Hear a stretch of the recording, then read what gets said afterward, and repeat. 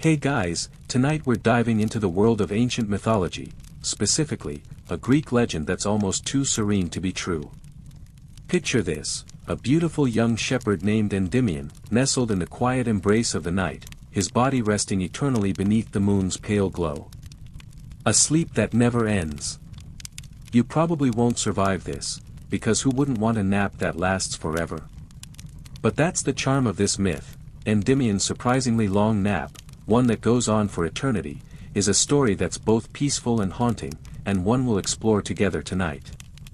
So, before you get comfortable, take a moment to like the video and subscribe, but only if you genuinely enjoy what I do here. And while you're at it, drop your location and the time you're listening to this. It's always fun to know where this sleepy journey is traveling. Now, dim the lights, maybe turn on a fan for that soft background hum, and let's ease into tonight's journey together. In the world of Greek mythology, there are many gods and goddesses who love to meddle in the lives of mortals. But there's one story that stands out for its gentleness. The story of Endymion, the shepherd whose eternal sleep became a symbol of love, time, and beauty. But why was Endymion, a seemingly ordinary mortal, chosen to sleep forever? And who was the goddess who cast this mysterious, never-ending slumber upon him? The answer lies with Selene, the moon goddess, whose nightly travels across the sky led her to gaze upon Endymion. Some say it was love at first sight, his beauty captured her heart from the moment she saw him. It was under the stars that Selene, filled with a deep, almost divine longing, began her nightly visits. She watched him sleep under the quiet sky, unable to resist the pull of his tranquil, serene rest. And from that moment, she knew, Endymion would be hers, not for a fleeting moment, but for eternity. Historians still argue whether Selene's love for Endymion was a blessing or a curse. Was she granting him immortality so they could be together forever, or was she trapping him in an endless cycle of slumber? It's a debate that, like the moon itself, reflects both light and shadow. As the moonlit night stretched on, Selene's longing grew stronger, each night a little more intense, a little more desperate. She couldn't bear the thought of Endymion waking up, leaving her once more in the lonely, endless stretch of night. So, in an act that could be seen as both tender and tragic, Selene asked Zeus, the king of the gods, for a gift that would keep Endymion by her side forever. But what kind of gift was it that she asked for? Historians still argue whether it was a blessing or a curse, whether Zeus was being merciful or cruel. Zeus, ever the enigmatic god, granted her wish, but not without consequences. Endymion was to fall into an eternal, unbroken sleep, untouched by time or the ravages of age. It wasn't just that he would sleep forever, it was that his slumber would be without dreams, without awareness, forever peaceful, but forever distant from the waking world. Was this immortality or a prison? In a sense, Endymion was neither dead nor alive, he simply existed, untouched by the passage of time. But was it a gift to sleep forever in such a serene and timeless state, or was it a form of divine imprisonment? As Endymion drifted into this endless sleep, Selene could visit him every night, gazing at him with a deep love that both comforted and saddened her. The love that once seemed like an idyllic union, an eternal bond between goddess and mortal, began to reveal its true nature. While Endymion slept undisturbed, Selene's heart ached with the loneliness of her visits. Her love was unrequited, for Endymion never woke, never even stirred from his perfect slumber. She could admire him, adore him, but she could never truly be with him in the way that humans know love. And perhaps that was the true price of immortality, a life of longing without fulfillment. In the quiet nights that followed, Selene would watch over Endymion, her glowing form casting light upon his resting face. But as time passed, she began to realize that while her love for him remained unchanged, the situation was increasingly painful. Historians still debate whether Selene's visits were born of compassion or were fueled by selfish desire. Was she merely watching over him with love, or was she, too, trapped in her own way? Selene's nightly visits to Endymion, though long and intimate in their own way, began to take on a melancholic tone. With each passing night, she sat beside him, her moonlight casting gentle shadows over his peaceful face, as still as the stars above. It must have been strange, perhaps even a little maddening, for Selene. She had the love of a mortal man, but it was a love trapped in an unchanging moment. Every night she came, he remained just as he had been when she first saw him, young, beautiful, and untouched by the world's passage of time. But even with his unchanging face, there was something profoundly tragic in this constant stillness. She was immortal, free to move through the heavens, but her love was trapped in an eternal, silent slumber. Historians still argue whether Selene's devotion to Endymion was out of a pure sense of love or whether it was the result of her loneliness as the solitary moon goddess. Some suggest she loved him so deeply that the curse of his eternal sleep was a sacrifice she was willing to make. She could visit him night after night, yet she could never hold a conversation, never hear his voice, never share a true moment of connection. Her love, though deep, was unrequited in the truest sense. But was it really unrequited? She was the goddess of the moon, after all, could she truly feel alone in her divine existence? Or was this more of an existential longing, one that transcended physical connection, seeking something far beyond human understanding? As time passed, Selene's love for Endymion grew more desperate.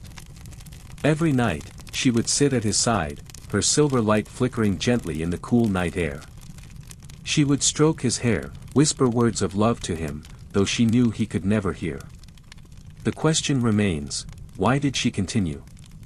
Historians still debate whether Selene's love was truly boundless, or whether it was the result of her own divine loneliness. Was it the beauty of Endymion's youth that enchanted her forever, or was it the impossibility of ever being with him, the dream of a love that could never truly be realized, that kept her returning? Perhaps it was both. Despite her longing, Selene never attempted to wake Endymion.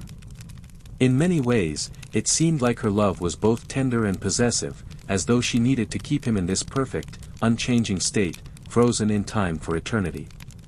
It is in this delicate balance of devotion and possessiveness that the tragedy of Endymion's slumber resides. Could it have been that Selene was unwilling to face the realities of life, change, aging, and the passage of time, and instead sought the comfort of eternal stillness? As Selene continued her visits, a peculiar transformation began to take place, not in Endymion, who remained as still and unchanging as ever, but in Selene herself.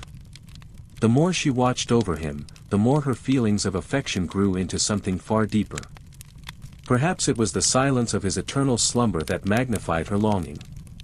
The absence of change, of growth, made her connection to him more profound, and in some ways, more poignant.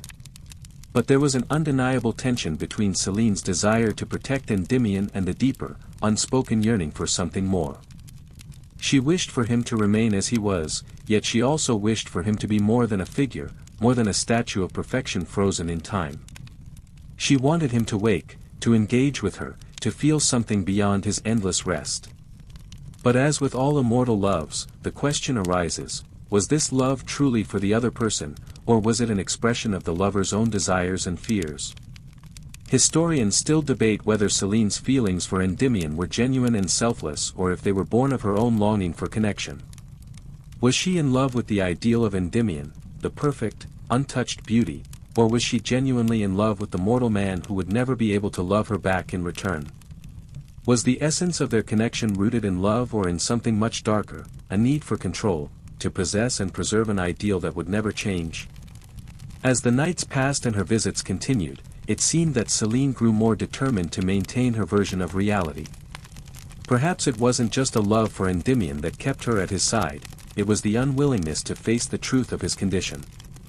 She had chosen to keep him in this eternal state, and now she had become attached to it. It was her world, her reality. Endymion would never age, never grow distant, never change. But this static love began to chip away at her, gnawing at her immortality. Could she, the moon goddess who controlled the passage of time, truly keep this ideal preserved for eternity? In this sense, Selene's love becomes a mirror for our own human experiences. How often do we seek to preserve perfection, to freeze moments of beauty, youth, and love? Yet, as we all know, time moves relentlessly forward, and no matter how hard we try to hold on, the world changes around us. Was Selene's tragic flaw that she sought to preserve Endymion in the most idealized form possible, never moving, never evolving, a perfect statue of youth? Could love, as powerful and divine as it may be, truly survive in such a frozen state? As Selene's relationship with Endymion deepened, the myth began to take on a larger, almost cosmic significance. The more she gazed upon him, the more she realized the nature of her connection to him was forever unbalanced. She was a goddess, gifted with power over the night sky, yet she was bound to a mortal man who could never grow, never speak, and never change. It was a love rooted in the very essence of time itself, a relationship defined by the absence of movement. Endymion, eternally young and perfectly still, became more of a symbol than a partner. His beauty was fixed in place, like the moon in the sky, just out of reach. Historians still argue whether this eternal stillness was truly the worst possible fate for Endymion or whether it was, in some ways, a divine gift, a gift of perfection that no mortal could ever experience. Could Endymion have ever truly wanted to wake? What would his life have been like if he had aged, loved, and lived out his days in the mortal world? And would he, like many mortals, have eventually desired to sleep peacefully forever, knowing that such a fate would grant him eternal beauty and youth, untouched by the march of time? While Selene's love for Endymion was undeniably tender, her obsession with preserving his perfection led to a complex, almost suffocating form of devotion. The moon goddess, so powerful in the heavens, was now bound by her own love and the reality of Endymion's eternal slumber. It wasn't just that she couldn't change him, it was that she feared the change. In the silence of the night, in the stillness of her immortal heart, Selene began to realize the difficult truth: to love Endymion was to forever acknowledge that nothing about him could evolve, that their bond would forever remain static. And in that static, unyielding state, there was no growth, no flourishing of their relationship, no future. This paradox would haunt Selene, and perhaps it reflects a deeper truth about love itself: the nature of true connection requires change, requires growth. To truly love another, we must be willing to let go of the illusion of perfection. We must acknowledge that our partners, like us, are mortal, they change, they grow, they age. The eternal youth that Selene desired for Endymion is, in the end, a paradox of love. For love to be genuine, it must be willing to embrace imperfection and the inevitable changes that time brings. And so, as the centuries passed, Selene's love for Endymion remained constant, but in some ways, it became more of a burden than a blessing. She visited him every night, her heart heavy with a longing that could never be fulfilled. He was still there, unchanged, the same perfect figure beneath the moonlit sky, but the truth was, she was no longer the same. Immortality gave her the gift of eternal time, but it also left her with the painful realization that some things, no matter how divine, cannot remain perfect forever. As Selene continued her eternal watch over Endymion, a strange sense of time began to emerge from her nightly rituals. While Endymion slept, untouched by time's progression, Selene was acutely aware of the passing years. The moon continued its journey across the sky, just as it always had, yet every night, her visits felt more and more like a quiet, solitary refrain, an endless echo without resolution. Her existence, once defined by the constant movement of the stars and the rhythm of the night, now felt caught in a loop. She gazed at Endymion and wondered, in the silence of the dark sky, what he dreamt about. Did he dream at all? Or was he, like a statue, frozen in an endless moment, with no consciousness, no awareness of the passage of time? Historians still argue whether Endymion's state of eternal slumber could be considered a peaceful existence or a cursed one. Some suggest that his sleep, removed from the suffering and hardships of the mortal world, could be seen as the ultimate form of tranquility. But others insist that it was more akin to a prison, a space where he could never awaken, never grow, never experience the joys and challenges that defined human existence. Was this immortality a gift or a curse? The answer, like so many things in mythology, is left to the interpretation of the storyteller. For Selene, however, the passage of time began to weigh heavily on her heart. Her immortal life continued, as always, but her love for Endymion remained unchanged, a constant in the ever-moving dance of the universe. The stillness of Endymion's sleep contrasted sharply with the cycles of change that she, as the moon goddess, had come to embody. The moon's phases, the rising and setting of the sun, the changing of the seasons, all of these things reminded her that time was in constant motion. Yet, here was Endymion, locked in a state where time had no meaning, untouched by the very forces that shaped the rest of the world. It was as though she had become the only witness to a still, unchanging world, where nothing could evolve, nothing could grow, nothing could break free from the endless repetition of the same moment. In these moments, Selene began to question whether her love for Endymion was truly as selfless as she had once believed. Was she protecting him, or was she protecting her idealized vision of him? Historians have debated whether Selene's love was pure, or whether she was simply unable to let go of her creation, a perfect image of youth and beauty that would never fade. She may have been in love with the idea of Endymion, the timeless figure that remained just as beautiful as the day she first saw him, more than she was in love with the mortal man. But in her heart, she could not bear the thought of losing him, of facing the reality of change. And so, Selene continued her nightly visits, gazing down at Endymion with a mixture of love and sorrow. She had trapped him in this state of eternal slumber, but in a way, she had trapped herself as well. Immortality had given her the gift of endless time, but it had also burdened her with the realization that time, when left unchecked, could become a chain. She could never escape this cycle, this eternal watch over a man who would never change. As the night stretched on, Selene's love for Endymion only deepened, but so did her frustration. Each evening, she watched over him as he remained perfectly still, a figure of eternal youth untouched by the passage of time. The beauty of his slumber was undeniable, his features were as flawless as the day she had first seen him, and the moonlight that bathed him each night seemed to enhance his perfection. Yet, as the years rolled by, something began to stir in Selene's heart. Could this perfect love, untouched by time, really be the fulfillment she had once imagined? Historians still debate whether Selene's feelings evolved from pure love to a more possessive obsession. Some argue that, over time, Selene grew increasingly consumed by the need to preserve Endymion in his pristine state, more in love with his perfection than with the man he once was. Others suggest that her devotion remained pure, that she simply couldn't bear the thought of change, not in Endymion, and not in herself. The true nature of her love became as enigmatic as the eternal slumber of Endymion himself. Was she loving him, or was she, in a sense, loving the idea of him, the unchanging symbol of beauty that time had not touched? This tension between love and control seemed to grow as the centuries passed. Selene was still bound by her own immortality, but as a goddess of the moon, she was part of the cyclical flow of time, always waxing and waning, forever changing. Yet here was Endymion, completely static, caught in a moment forever. Was she watching over him out of love, or was it because she had become unwilling to let go of this image of eternal beauty? At this point, Selene's nightly visits, while still driven by affection, began to take on a deeper, more complicated tone. The act of loving Endymion had, over time, transformed into an act of preservation, a desire to hold on to something that, in the grand scheme of things, could never be held. She had granted him the gift of eternal sleep, but perhaps it was she who had trapped herself in a cycle, unable to release her own hold on the man she once loved. As she gazed at him each night, the question lingered in her mind: what was the true price of immortality? Time flowed around her, her own life, her own existence, forever moving forward, but she could never allow herself the gift of change.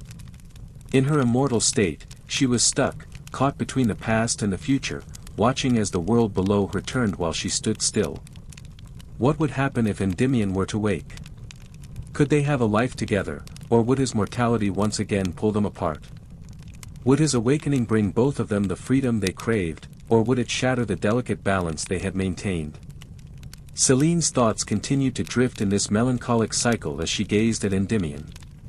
She was the moon goddess, the bringer of light to the world below, yet here she was, frozen in her devotion, held captive by the very gift she had bestowed upon her lover. Her power, her immortality, seemed both a blessing and a burden. She could give life, but in this case, she had chosen to give the opposite, a life of endless sleep, forever unchanging, untouched by time. Was this true love, or had she unknowingly sentenced herself to an eternal longing? As Selene continued her nightly vigils, a question began to haunt her in the quiet hours of the night. What was it that she truly wanted from Endymion? Her love for him had become more complex, more tangled with time and the weight of immortality. The more she watched over him, the more she realized that, perhaps, the greatest tragedy was not that Endymion slept forever, but that she had, in a way, imprisoned herself in her devotion to him. She had granted him eternal slumber, but in doing so, she had tied her own existence to his, frozen in the stillness of a perfect love that could never move, never evolve, and never age. Historians still argue whether Selene's actions were driven by pure love or by the inherent desire for control. Did she truly want Endymion to remain in his youthful state because she loved him, or was her love for him bound to the notion of eternal perfection? The question of whether she wanted to keep him forever as he was, without the possibility of change or growth, seems to be at the heart of her internal struggle. In her desire to maintain this idealized version of Endymion, was she ultimately neglecting the deeper truths of love, the need for change, for growth, for a shared experience over time? As time continued to pass, Selene's reflections deepened. Every night, she looked upon Endymion, but each night, she felt further distanced from him. The years of solitude, of gazing at his unmoving form, had begun to eat away at her. She had once believed that her love for him was the purest thing in the world, but now she wondered if it was simply a form of selfishness, a desire to keep him perfect for her, untouched by time's demands. Would Endymion have ever wanted such a life? Was his eternal sleep truly a gift, or had Selene, in her desperation, trapped him in a reality that robbed him of the chance to live, to grow, to experience the world and its fleeting beauty? The more Selene pondered, the more the nature of her love became apparent to her. She loved Endymion, yes, but her love had become tainted by her refusal to accept the passage of time, to allow him to grow and change as all mortals do. She had granted him immortality, but she had also condemned herself to an eternity of longing for something she could never truly have, a living, breathing connection. In her quest to preserve his perfection, she had inadvertently deprived herself of the joy of shared experiences, the messy, imperfect beauty that comes with time and change. In some ways, Selene's situation mirrored that of many who long to preserve the past, to hold on to moments of youth and beauty, but in doing so, create a cage for themselves. The inability to move forward, to allow things to change, creates a kind of stasis, a stillness that is ultimately unsatisfying. Endymion's slumber was the perfect metaphor for the dangers of stagnation, an eternal moment that seemed beautiful at first but was ultimately devoid of the growth and evolution that make life meaningful. For Selene, the realization was painful. She had loved Endymion with all the passion of a goddess, but in doing so, she had also chained herself to an impossible ideal. The moon goddess, who had the power to shape the night sky, was now trapped by her own inability to accept time's flow. In the stillness of her love, she began to understand that true love, real, lasting love, requires change, requires movement, requires the willingness to let go. As Selene reflected on the consequences of her actions, a deep ache settled in her immortal heart. She had lived through eons of time, watching kingdoms rise and fall, watching mortal lovers come and go, but she had never been more deeply troubled than by the state of her love for Endymion. Her heart, once pure in its desire to love, now struggled under the weight of the realization that her affection had turned into something far more complicated. She had given him the gift of eternal sleep, but in doing so, she had unknowingly created a void, a silence that stretched far beyond the limits of their love. Selene, the goddess of the moon, had watched countless mortals sleep under the stars, but none had captured her attention as Endymion had. His beauty, his youth, had enchanted her from the moment she saw him. But the real question now was not why she had fallen in love with him, but why she could not let go. She knew the risks of immortality, the dangers of freezing a moment in time, yet she had insisted on making that moment eternal. Could she undo what she had done? Was it possible to break the spell she had cast over him and herself? Historians have long debated the impact of divine intervention in mortal lives. Was Selene's love for Endymion truly a result of divine will, or had she, too, become a victim of the same desires and fears that govern mortal hearts? Some argue that Selene, despite her immortality, was not immune to the vulnerabilities of love. The gods, after all, often faced the same internal struggles as their mortal counterparts. In the case of Endymion, it was not just the loss of his waking life that troubled Selene, it was the stark reality that in her eternal love for him, she had deprived herself of the chance to share in the beauty of a real relationship. In ancient Greek mythology, the gods were often portrayed as being as flawed and conflicted as humans. Perhaps this was the true message behind Endymion's endless sleep: even the most divine among us are not immune to the complications of love. To preserve something in its perfect form, to hold on to it forever, is a form of control. But in doing so, we forego the possibility of growth, change, and connection. Selene had done exactly this, and now, trapped by her own desire to maintain perfection, she found herself more isolated than ever. As the nights passed and her visits continued, Selene began to question whether it was better to keep Endymion in his pristine state, forever beautiful and untouched by time, or whether it would be better to let him wake and experience the world. Was she so afraid of losing him that she was willing to trap him in a life without growth? The very essence of love is rooted in the dynamic forces of change, growth, understanding, adaptation, and loss. And in her efforts to preserve the perfect image of Endymion, Selene had denied herself, and him, the chance to experience these essential elements of love and life. Yet even in her pain, Selene was still bound by the love she felt for Endymion. It was the paradox of immortality, being able to live forever while realizing that some things, like love, can't be preserved in a single moment. It requires time, effort, and above all, the willingness to let go. No matter how much she loved Endymion, no matter how deeply she wished to keep him in his unchanging state, Selene began to understand that love, true love, demands the freedom to change, to grow, and to evolve. As Selene's thoughts became increasingly tangled with the complexity of her immortal love, the passage of time began to feel both endless and oppressive. The nights that had once been filled with peace and joy now seemed longer, as if each one dragged on in a repetitive cycle of longing. Every evening she visited Endymion, and every evening he remained just as perfect, just as still. The longer she stayed, the more she began to understand that her devotion, though pure, was no longer a blessing, it had become a self-imposed prison. The question of whether Endymion's eternal sleep was a curse or a gift had always been up for debate. But now, Selene was coming to realize that perhaps the true curse wasn't that Endymion slept forever, but that she had made the choice to keep him in this eternal state. She had been so consumed by the idea of preserving his perfection, of keeping him safe in his unchanging form, that she had unknowingly trapped herself in the very desire for control.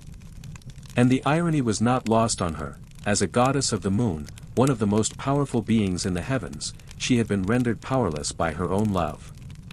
Historians often argue whether the gods, despite their great powers, were ever truly free. The gods, after all, were not bound by human limitations, except, perhaps, by their emotions. In Selene's case, her overwhelming affection for Endymion had become her greatest constraint. She had wanted to preserve him, to keep him as the symbol of her perfect love, but in doing so, she had denied him the chance to live. And in turn, she had denied herself the chance to experience a love that could change and grow, to move beyond the stillness and silence that her immortality had imposed on her heart. The more Selene thought about it, the more she realized that Endymion, in his eternal slumber, was not truly free. He was, in a way, imprisoned by her love. He had no agency, no voice, no will of his own. He was frozen, a figure of beauty and perfection, but at what cost? Had she truly acted in his best interest, or had she made the decision to trap him in an illusion of timeless love because it suited her own desires? It was this realization that caused Selene to look inward, to question the nature of her love. Was it love, or was it fear? Fear of losing him, fear of facing the reality that all things, no matter how beautiful, must eventually change. In trying to protect him from time, Selene had created a bond that was, in its own way, suffocating. And as much as it pained her to admit it, she had come to understand that to truly love someone, to truly care for them, was to allow them to grow, to change, to move through the cycles of life and death. To love was to accept the impermanence of everything, to embrace the fact that nothing lasts forever, except the memories and the love we leave behind. But could Selene let go of her perfect vision of Endymion? Could she release him from the endless slumber she had so carefully crafted? Historians still argue whether she ever did. Some say that she eventually allowed him to wake, but others claim that their story ended in a silence as eternal as the one in which Endymion slept. Perhaps it was the harsh realization that love, though divine, must be free to evolve, that led Selene to finally make peace with the truth of her love. Perhaps she came to understand that, like the moon itself, her love could wax and wane, rise and fall, without losing its brilliance. In that quiet understanding, there was a sense of release from the desire to keep things frozen, from the fear of change, from the need for control. Maybe in that moment, Selene finally allowed herself to love Endymion in a new way, not as a perfect, unchanging image, but as a part of the ever-changing world. She could love him without needing to hold on to him, and in doing so, she allowed both of them to find peace. As the years stretched on, Selene's understanding of love began to evolve. With each passing night, she came to see that, perhaps, her greatest mistake had not been in loving Endymion, but in holding on to him so tightly. Her immortality had given her the privilege of time, but time had also given her a powerful lesson: the things we hold most dear are the very things that we must learn to release. True love, as Selene now realized, was not about possession or perfection, it was about acceptance, freedom, and the natural flow of change. Historians continue to discuss the nature of Selene's love, whether it was born of selfish desire or pure devotion. Some argue that Selene's decision to leave Endymion in eternal slumber was an act of deep love, a desire to preserve him as the perfect, untouchable image she had fallen for. Others believe that, over time, her love deepened into something more selfless, a quiet, mature affection that allowed for freedom, even if it meant letting go. The ambiguity of her feelings speaks to the complexity of love itself, a force that can be both empowering and limiting. But the question remains: did Selene ever set Endymion free? Historians and storytellers offer differing interpretations. Some say she eventually realized the futility of her efforts and chose to wake him, allowing him to live his mortal life. Others suggest that she continued her nightly visits, forever watching over him, but resigned to the fact that she could never change his condition. Still, there is a lingering hope in some versions of the myth, that, in time, Selene found peace with the idea that love, in its purest form, is not about keeping someone the same but allowing them to grow, even if that growth is beyond your control. Imagine, if you will, the moment of Selene's realization. After countless nights of silent vigil, gazing down at Endymion, she finally understands that love is not about keeping him forever perfect and unchanged, it's about letting him be what he needs to be. And perhaps, in that moment of clarity, she gives him the one gift she had been unable to offer before: the freedom to wake, to live, and to be a part of the world in the way that mortals must. For Endymion, this gift was both a release and a rebirth. He would no longer be trapped in his perfect, eternal sleep. He would wake, face the reality of time, age, and change, but he would do so knowing that Selene had loved him enough to let him go. The love between them would no longer be frozen in time, it would evolve, as all love must, in the face of time's relentless march.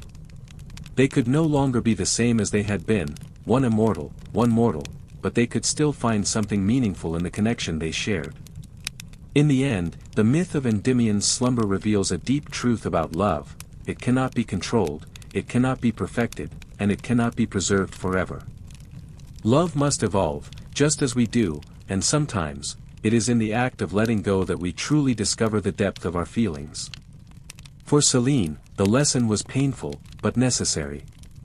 And perhaps, in the quiet solitude of the night, she finally came to peace with the idea that true love means allowing someone to grow, to change, and to live beyond the confines of our desires. As Selene moved forward in her understanding of love and time, something shifted in the cosmos. Her visits to Endymion, once filled with longing and isolation, became more peaceful. She no longer sought to preserve him in a moment of perfection but learned to appreciate the beauty of the changes that occurred in his absence. There was no longer the desperation to stop time, to hold him as a perfect, youthful figure. Instead, there was a quiet acceptance of the fleeting nature of everything, of life, love, and even the stars themselves. Historians still ponder whether Selene truly let go of Endymion, or if, perhaps, she merely adjusted her perception of him. Some say she allowed him to wake, offering him the gift of immortal life. Others argue that she continued her silent watch over him, but now with a different kind of affection, one that didn't seek to control, but to cherish. This ambiguity in the myth is part of what gives it such universal appeal. It's not just a story about love or immortality, but about the complex, sometimes painful process of letting go. In many ways, Selene's experience reflects a universal truth about love, that the more we seek to control the things we love, the more we risk losing them. It's easy to imagine that, in her desire to preserve Endymion, Selene had only created a prison for both him and herself. But when she let go, when she allowed him to be free, something remarkable happened. The love she had for him didn't diminish, it only grew, finding new dimensions in the acceptance of change and imperfection. Endymion's awakening, if it ever happened, was not just a physical one. It was a spiritual transformation for both him and Selene. He was no longer the perfect, frozen figure that Selene had once adored from afar. He was a man, a mortal, with the ability to age, to experience the world in all its messy, beautiful imperfection. And though he could never truly return to the idealized form that Selene had once longed for, he would now experience the beauty of life itself, its joy, its sorrow, its fleeting moments. Selene, too, had changed. No longer the goddess who sought to control time and perfection, she had learned to embrace the transience of love. In her immortal existence, she had learned that the most profound connections were not the ones that lasted forever without change, but the ones that allowed both people to evolve, to grow, and to let go. When the time came.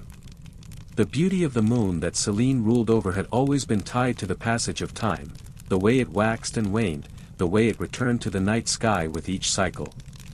In the same way, Selene's love for Endymion had to ebb and flow, moving from the stillness of eternal sleep to the freedom of life itself.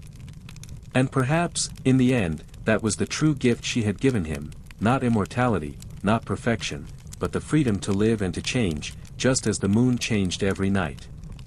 Historians and poets alike have drawn from this myth to explore the complexities of love. Endymion's slumber is not just a simple story of a beautiful man and a goddess who cannot be together. It is a reflection of the tension between perfection and imperfection, the desire to preserve and the need to let go. It speaks to the deep, universal truth that true love is not about possession, but about freedom, the freedom to be who you are, to grow, and to change, even when that change means letting go of what you once held dear. As the moon continued its celestial journey across the sky, Selene's lessons in love and time reverberated across the heavens. Her understanding of love, which had once been so tightly bound to the idea of eternal stasis, evolved into something far more fluid. She no longer sought to preserve Endymion in the perfect form that had captivated her. Instead, she accepted that love, like the moon itself, must go through phases, sometimes bright and full, sometimes hidden in shadow, but always part of the endless cycle of change. Selene's transformation from possessive lover to compassionate observer reflected a deeper, more universal truth about love and loss. In the immortality of her existence, Selene had witnessed countless love stories, some fleeting, some eternal, some tragic, and some redemptive. But none had touched her as deeply as Endymion's, for it was through him that she discovered the true nature of her own heart. Her love for him had not been a static force, but a living thing, capable of growth and transformation, just as any love must be. Historians still debate the meaning of Selene's final understanding. Some suggest that by letting Endymion live his mortal life, she was able to finally experience true selflessness. Others argue that her acceptance of change didn't necessarily mean she had fully relinquished control, perhaps she still held a small part of her heart, hoping he would one day return to her. Still, the beauty of their myth lies in its ambiguity. There is no clear ending, no final resolution that answers whether they ever reunited or whether Selene allowed her love to evolve into something different. What we do know is this: the moon's light continued to shine, bright and unwavering, across the skies of ancient Greece. Whether or not Selene and Endymion were together, whether he lived out his mortal years or remained forever asleep, was secondary to the legacy of their love. For in their story, the message is clear: love cannot remain static. It must change, grow, and evolve with time, or it risks becoming a memory of something beautiful but trapped in the past. Endymion's sleep was not an end. It was a beginning, an opportunity for Selene to learn the most profound lesson of all, that love, in its truest form, is not about holding on to a perfect moment, but about allowing the other person, and the relationship itself, to flourish in its own way. When we cling too tightly to perfection, we risk suffocating the very thing we love. When we let go, we give love the space it needs to grow, change, and ultimately, live. Selene's transformation was not just a shift in her relationship with Endymion. It was a shift in her understanding of what it meant to love. No longer bound by the desire to freeze time, she could now look at her immortal existence and see the value in change, in letting go, in accepting that love could transcend the confines of immortality. In the end, the myth of Endymion and Selene teaches us something profound about the nature of love. It tells us that love is not a static, frozen thing. It cannot exist in perfection without eventually suffocating itself. It is only in the willingness to embrace change, to allow ourselves and others the space to grow, that love can become truly eternal, not in form, but in spirit. As Selene's understanding of love reached its zenith, she began to see the world differently, through eyes that had once been clouded by the desire for control, but now softened by wisdom. She no longer looked at Endymion with the same urgency, the same burning need to keep him perfect and unchanging. Instead, she observed him with a new kind of love, one that didn't seek to preserve him as an ideal, but that accepted the reality of impermanence and the beauty of letting go. The moon, which had once been a symbol of her solitary existence, now felt like a reminder that everything, even the most beautiful and eternal things, must eventually change. For Selene, the myth of her love for Endymion became something much deeper, a reflection of the cyclical nature of life, of love, and of time itself. The very essence of the moon, which waxes and wanes, mirrors the journey of love. No relationship can remain at its peak forever, and neither can love exist in a constant state of perfection. It is the ebb and flow, the rise and fall, that gives love its depth and meaning. Just as the moon's light shifts through the night sky, love must go through its own phases. Some phases are full of light, while others are cloaked in shadow. But it is the cycles themselves that bring meaning to the journey. Historians often debate whether Selene's transformation was a realization of divine wisdom or simply a natural progression of her emotions. Some argue that her love for Endymion was always doomed to evolve, given her immortal nature, while others suggest that the time she spent watching over him taught her the most important lesson of all, that love, when it is pure, allows for freedom, growth, and change. The ambiguity of Selene's emotional evolution leaves room for interpretation, but one thing is clear: her journey, from possessiveness to acceptance, mirrors the journey that many people take in their relationships. Love, at its core, is about learning to let go, even when it seems impossible. As time passed, Selene's nightly visits to Endymion became less frequent, and when she did visit, it was with a quiet, serene grace. She no longer gazed upon him with longing. Instead, she observed him with the understanding that he, too, was part of the natural cycle of life. His eternal slumber had been a beautiful but imperfect gift. It had been a gift of peace, yes, but it had also been a gift that denied him the chance to live fully.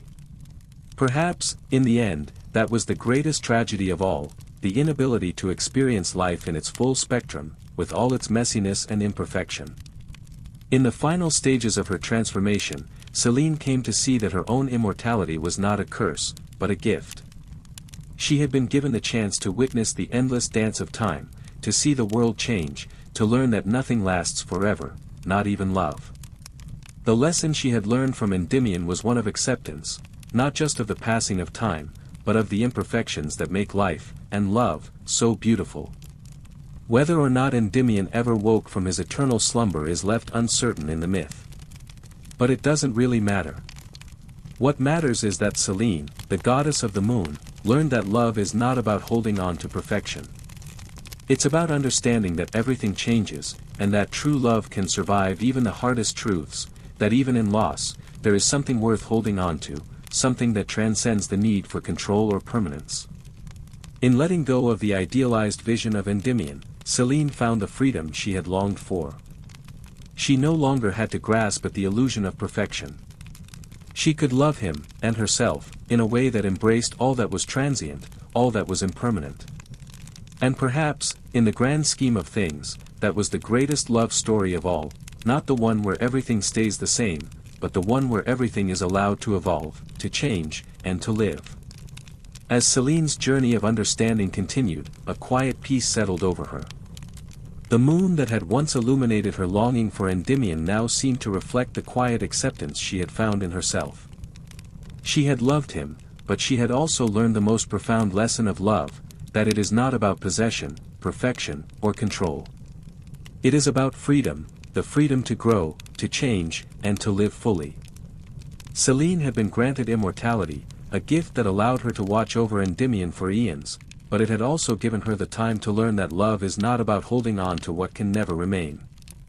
It is about embracing what is and letting it evolve, just as the moon embraces each phase of its cycle.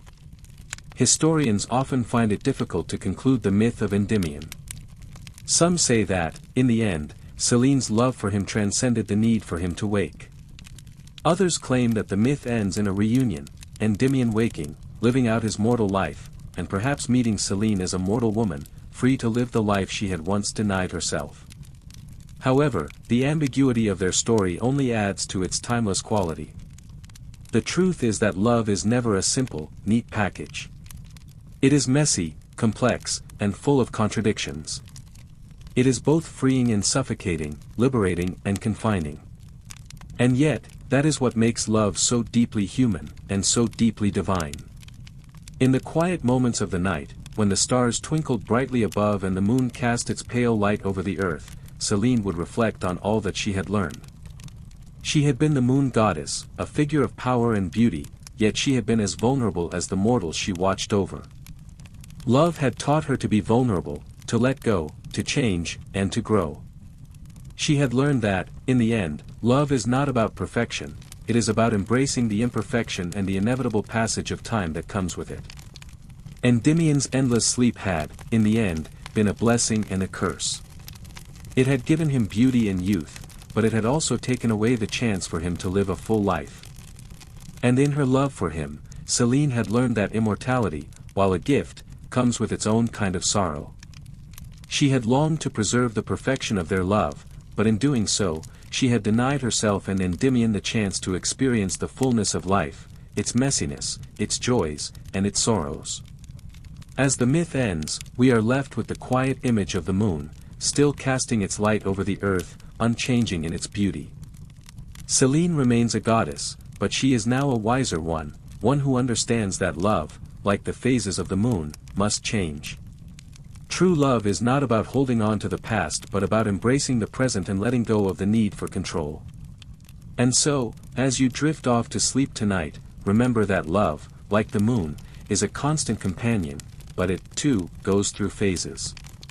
Sometimes it is full and bright, sometimes it is hidden in shadow, but it is always there, waiting for you to embrace its beauty, imperfection, and all.